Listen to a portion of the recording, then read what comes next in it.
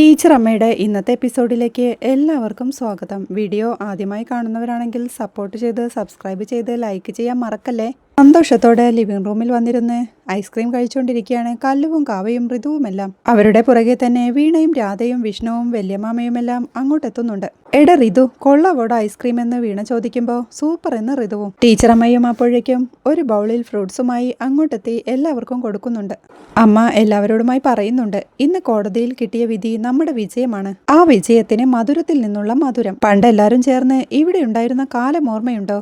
ഇതന്ന് വീടായിരുന്നില്ല, നിങ്ങൾക്ക് ലോഡ്ജായിരുന്നു. ഓരോരുത്തരും അവരവരുടെ മുറികളിൽ. അതിന് നിങ്ങൾ പേ ചെയ്യുന്നില്ല എന്നേ ഉണ്ടായിരുന്നുള്ളൂ. നിങ്ങൾക്ക് വീടെന്ന ഒരു പൊതുവികാരമില്ലായിരുന്നു. അന്ന് നിങ്ങളുടെ മെസ്സിലെ കുക്കായിരുന്നു ഞാൻ. സത്യമല്ലേ എന്ന് അമ്മ ചോദിക്കുമ്പോൾ എല്ലാവരും അത് കേൾക്കെ തലയും താഴ്ത്തി ഇരിക്കുന്നുണ്ട്. ഇതിനിടയിൽ മഹേഷും രാധയും എന്നോട് വീട്ടിലെത്താനുള്ള താല്പര്യം പറഞ്ഞു. ഞാൻ അത് കുറെ ആലോചിച്ചു. ഇപ്പോൾ നിങ്ങളെല്ലാവരും എത്തിയപ്പോഴും ഞാൻ അതാ ശ്രദ്ധിച്ചത്. നിങ്ങളെ അതിഥികളെ പോലെ വന്നു ഭക്ഷണം കഴിച്ചു. ഇപ്പോഴും ഇത് വൈകാരികമായി നിങ്ങളെ വീടല്ല. അങ്ങനെയെങ്കിൽ നമ്മളെല്ലാവരും ചേർന്ന് അവിടെ അതൊക്കെ ഒരുക്കിയേനെ. ശിവരാമേട്ടനും റജിയും കൂടെ നിന്ന് വിളമ്പി തരുമ്പോഴും നിങ്ങൾക്കൊരു വിഷമവും ഉണ്ടായില്ല. നിങ്ങൾ മനസ്സാ അതിഥികൾ തന്നെ ആയിരുന്നു. ഞാൻ മുന്നേ പറഞ്ഞതുപോലെ നിങ്ങൾ ജീവിതം നന്നായിട്ട് ജീവിച്ചു കാണിക്ക്. പിന്നെ മാധവം ഒരു ലോഡ്ജല്ല എന്ന തോന്നലും ഉള്ളിലുണ്ടായിരിക്കണം. നമ്മൾ ഇവിടെ കൂടുമ്പോൾ എല്ലാവരും ചേർന്ന് ഒരുക്കി കഴിക്കാനാവണം എന്നമ്മ പറഞ്ഞു നിർത്തുമ്പോഴേക്കും ഇറങ്ങാമെന്ന് മഹേഷ് രാധയെ കണ്ണുകൊണ്ട് ആംഗ്യം കാണിക്കുന്നുണ്ട്. രാധയും വിഷ്ണുവും എഴുന്നേറ്റ് യാത്ര പറഞ്ഞിറങ്ങുമ്പോഴേക്കും മഹേഷും പുറകെ തന്നെ യാത്ര പറഞ്ഞിറങ്ങുന്നുണ്ട്. എല്ലാം കണ്ടുനിന്ന കല്ലുവും ഈ മൂവ് കലക്കി അമ്മമ്മ.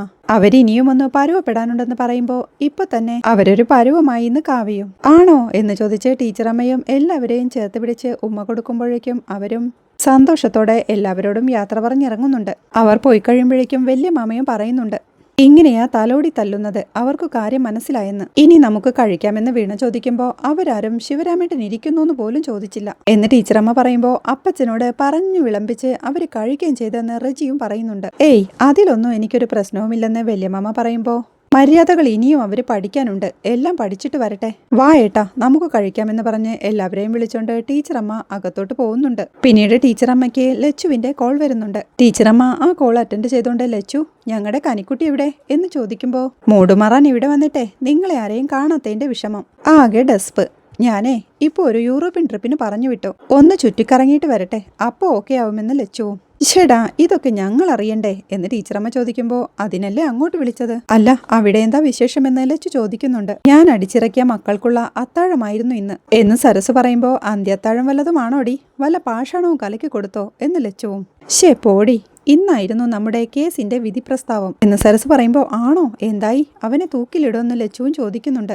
ജീവപര്യന്തവും 10 വർഷം കഠിന തടവും എന്ന് സരസ് പറയുമ്പോൾ, തടവലും സുഖചികിത്സയും ആർക്കു വേണമെടി, അവനൊക്കെ തിന്നുകൊഴുത്ത് ഇറങ്ങിപ്പോവും എന്ന് ലച്ചു പറയുമ്പോൾ, ഇതൊക്കെ ഇതിന് കിട്ടുന്ന പരമാവധി ശിക്ഷയാണെന്ന് സരസവും പറയുന്നുണ്ട്. അപ്പൊ രണ്ടാളെ കൊന്നാലും പിന്നെ കുറച്ച് വധശ്രമങ്ങൾ ഉണ്ടെങ്കിലും ശിക്ഷയൊക്കെ ഇത്രയൊക്കെ തന്നെ അല്ലേടി എന്ന് ലച്ചു ചോദിക്കുമ്പോഴേക്കും വീണയും അങ്ങോട്ട് വരുന്നുണ്ട്. അവൾ മൊബൈലിലേക്ക് നോക്കി കൈവീശി കാണിക്കുമ്പോൾ, കുഞ്ഞി, അല്ല ഇവളുടെ കേസ് എന്തായി എന്ന് ലച്ചു ചോദിക്കുമ്പോൾ, അതിപ്പോ കൂളിംഗ് ഓഫ് പീരീഡ് ആണ് കുഞ്ഞ, കുറച്ചു മാസം കഴിയുമെന്ന് വീണയും. അതൊക്കെ പോട്ടെ, സരസുവിന്റെ പുന്നാര മക്കൾ വന്നിട്ട് എന്തായി എന്ന് ലച്ചു ചോദിക്കുമ്പോൾ, അവരിവിടെ വന്നിട്ട് അതിഥികളെ പോലെ നിന്നു. ഞാൻ അക്കാര്യം പറഞ്ഞെന്ന് സരസുവും. അത് നന്നായെന്ന് ലച്ചു പറയുമ്പോൾ, ഇനിയും ഏറെ മാറാനുണ്ട് അവര്. പിന്നെ വീടുമായി ലോഡ്ജ് പോലല്ലാത്ത ഒരു ആത്മബന്ധം ഉണ്ടാവട്ടെ എന്ന് പറഞ്ഞു എന്ന് സരസു പറയുമ്പോൾ, അവരിനി വല്ലാതങ്ങ് നന്നായി വല്ല വിശുദ്ധരുമാവുമെന്നാ എന്ന് ലച്ചുവും പറയുന്നുണ്ട്. എന്തായാലും നോക്കാടി എന്ന് സരസു പറയുമ്പോൾ, എന്നാ ശരിടി, വേറൊന്നുമില്ല, ഞാൻ വിളിക്കാമെന്ന് പറഞ്ഞ് ലച്ചു കോൾ വെക്കുന്നുണ്ട്. പിന്നീട് ബെഡിലിരുന്ന് മേരിക്കുട്ടി ടീച്ചർ പറഞ്ഞ കാര്യങ്ങളെല്ലാം ഓർത്തോണ്ടിരിക്കുകയാണ് വീണ. ഇഷ്ടങ്ങളുടെ കാര്യത്തിൽ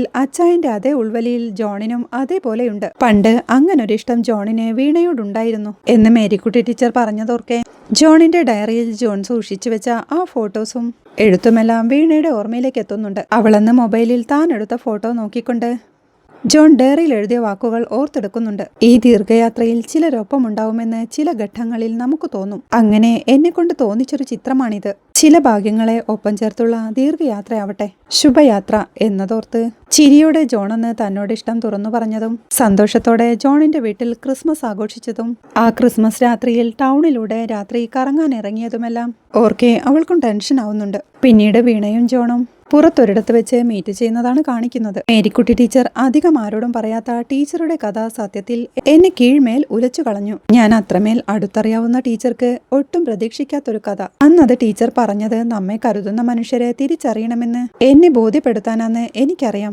ജോണേട്ടന്റെ അപ്പച്ചൻ ഒരു ഹീറോ ആയിരുന്നത് മേരിക്കുട്ടി ടീച്ചറിന്റെ തിരിച്ചറിവിലും തീരുമാനത്തിലുമാണ്. ഇപ്പോ അദ്ദേഹം എന്റെ മനസ്സിൽ തല ഉയർത്തി നിൽപ്പുണ്ട്. ടീച്ചറുടെ കഥ കേട്ട ശേഷം വെറുതെ ക്രിസ്മസ് രാത്രിയിൽ ജോണേട്ടൻ പറഞ്ഞ കഥ ഞാൻ ആലോചിക്കും. കുഞ്ഞായ എന്നെ എടുത്തോടിയ ജോണേട്ടൻ, എന്റെ മുറിവിലെ ഇളം പേരയില ഞെരടി വെച്ച ജോണേട്ടൻ, എന്റെ പനി മാറാൻ കപ്പിളയിൽ മെഴുകുതിരി വെച്ച് പ്രാർത്ഥിച്ച ജോണേട്ടൻ. വല്ലാത്ത അത്ഭുതത്തോടെയാ ഞാൻ അത് കേട്ടത്. നമ്മൾ ചിലത് ജീവിതത്തിൽ അറിയാതെ പോവും, ചിലത് മനസ്സിലാവാതെ പോവും. ചെയ്തത് തെറ്റാണോന്ന് എനിക്കറിയില്ല. ഞാൻ ജോണേട്ടന്റെ പേഴ്സണൽ ഡയറി കണ്ടിരുന്നു. അതിനുള്ളിലെ നമ്മുടെ കുഞ്ഞിലെയുള്ള ഫോട്ടോയും കണ്ടിരുന്നു, എഴുതിയിരുന്ന വാക്കുകളും. എന്നവൾ പറയുമ്പോഴേക്കും സന്തോഷിന്റെ ചേട്ടൻ ആനന്ദ് സ്കൂട്ടിയിൽ അതുവഴി വരുന്നുണ്ട്. ജോണും വീണയും തമ്മിൽ സംസാരിക്കുന്നത് കണ്ട് ആനന്ദം സംശയത്തോടെ അവരെ നോക്കി ഒരു നിമിഷം നിന്നതിന് ശേഷം സ്കൂട്ടിയും ഓടിച്ചോണ്ട് അവിടുന്ന് പോകുന്നുണ്ട്. വീണ വീണ്ടും പറയുന്നുണ്ട്, ചില മനുഷ്യര് നമ്മൾ കരുതുന്നതിലും എത്രയോ അപ്പുറത്താണ് അവർ നമുക്ക് നൽകുന്ന സ്ഥാനമെന്ന് നമ്മൾ അറിയാതെ പോവും.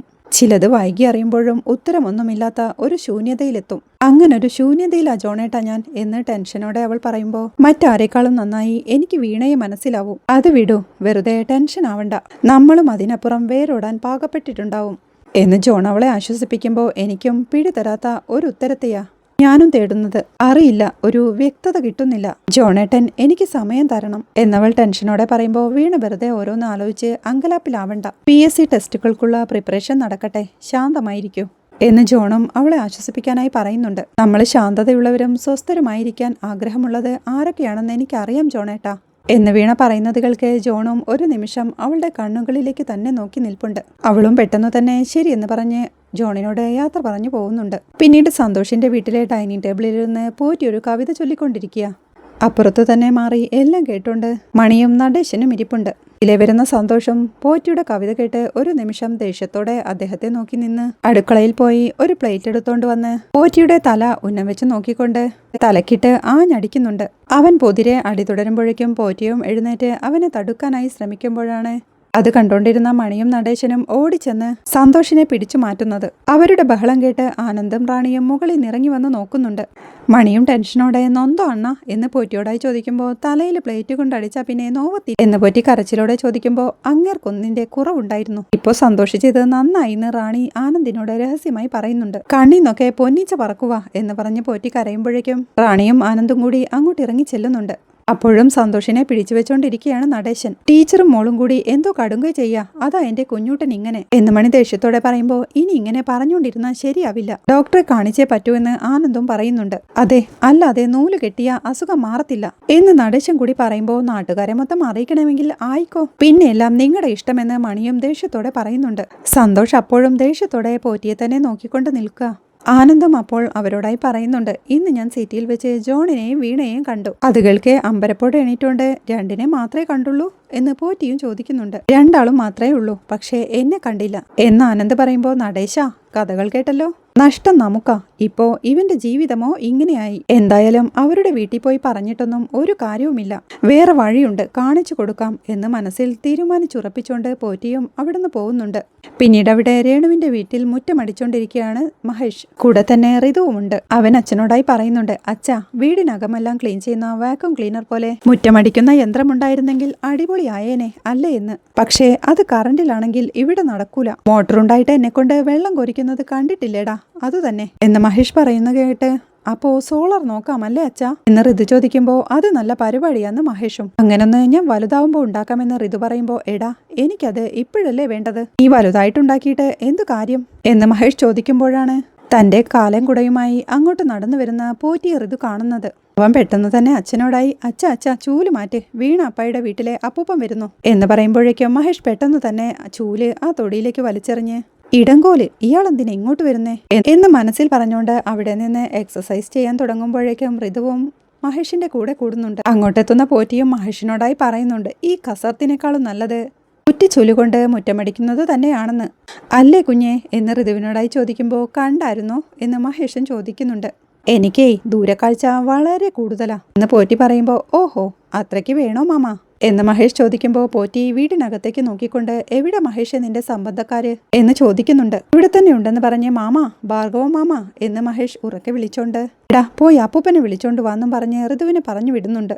ഭാർഗവൻ അപ്പോഴേക്കും സിറ്റൗട്ടിലേക്ക് വന്ന് നമസ്കാരം പറഞ്ഞുകൊണ്ട് വീണയുടെ വീട്ടിലെ കാർന്നോരല്ലേ എന്ന് ചോദിക്കുമ്പോൾ അതെ അതെ എന്ന് മഹേഷും. അകത്തോട്ട് കയറി ഇരിക്കാമെന്ന് ഭാർഗവൻ വിളിക്കുമ്പോൾ വേണ്ട ഇരിക്കുന്നില്ലേ, വന്ന് 2 കാര്യം പറഞ്ഞിട്ടങ്ങ് പോകാമെന്ന് വെച്ചതാ എന്ന് പോറ്റി വിനയത്തോടെ പറയുമ്പോൾ എന്നാലും ഇരുന്ന് സംസാരിക്കാമെന്ന് ഭാർഗവനും. അയ്യോ വേണ്ടായേ, കുറച്ചൊരു ധൃതിയുണ്ടേ, 1-2 കാര്യം പറഞ്ഞ് പൊക്കോളാം എന്ന് പോറ്റി പറയുമ്പോൾ ഭാർഗവനും മുറ്റത്തേക്ക് ഇറങ്ങി ചെല്ലുന്നുണ്ട്. പുറത്തെ ബഹളം കേട്ട് ശശികലയും രേണുവും കൂടി സിറ്റൗട്ടിലേക്ക് എത്തുമ്പോൾ പോറ്റിയോട് കാര്യം പറയാനായി ഭാർഗവൻ പറയുന്നുണ്ട്. നമ്മളും സംബന്ധക്കാരൻ, നിങ്ങളും സംബന്ധക്കാരൻ, അപ്പോ നമ്മൾ ഈ സംബന്ധക്കാര് തമ്മില് പ്രധാനപ്പെട്ട ചില കാര്യങ്ങൾ അങ്ങോട്ടും ഇങ്ങോട്ടും അറിഞ്ഞിരിക്കേണ്ടതുണ്ട്. ഇപ്പോ വീണ ഏകദേശം സെപ്പറേറ്റ് ആയ പോലെ അവരുടെ വീട്ടിലാണ് നിൽക്കുന്നത്. നമ്മളും കാര്യങ്ങൾ ലീഗലി മുന്നോട്ട് പോകുന്ന വിധത്തിലാണ്. സന്തോഷം വീണയും മ്യൂച്വൽ പെറ്റീഷനിൽ ഒപ്പുവെച്ചു. സ്വതന്ത്രമായി ഒഴിവാവാൻ നിൽക്കുമ്പോഴാണ് സന്തോഷിന് കുറച്ച് വയ്യായിക വന്നത്. ഓഫീസിൽ പോകാൻ പറ്റുന്നില്ല, ബാധയേറ്റ പോലെ എന്ന് പോറ്റി പറയുമ്പോൾ ആണോ എന്ന് അമ്പരപ്പോടെ ഭാർഗവനും ചോദിക്കുന്നുണ്ട്. ഇതൊക്കെ ഈ മഹേഷിന്റെ അമ്മയുടെയും പെങ്ങളുടെയും പണിയാണ് എന്ന് പോറ്റി പറയുമ്പോൾ എന്ത് പണിയെന്ന് ഭാർഗവനും. കൂടോത്രം എന്ന് പോറ്റി പറയുന്നിടത്താണ് ഇന്നത്തെ എപ്പിസോഡ് അവസാനിക്കുന്നത്. ടീച്ചർ അമ്മയെ കണ്ണറ്റിങ്കര സ്കൂളിൽ തന്നെ അപ്പോയിന്റ് ചെയ്തു എന്ന ന്യൂസുമായി ഹെഡ് മാസ്റ്റർ സോമൻ സാർ എത്തുന്നതും ജയിലിൽ ചാടിയ മോഹൻ ടീച്ചർ അമ്മയെ ഭീഷണിപ്പെടുത്തി കോൾ ചെയ്യുന്നതുമൊക്കെയാണ് നാളത്തെ എപ്പിസോഡിലെ വിശേഷങ്ങൾ. വീഡിയോ ഇഷ്ടമായാൽ സപ്പോർട്ട് ചെയ്ത് സബ്സ്ക്രൈബ് ചെയ്ത് ലൈക്ക് ചെയ്യാൻ മറക്കല്ലേ.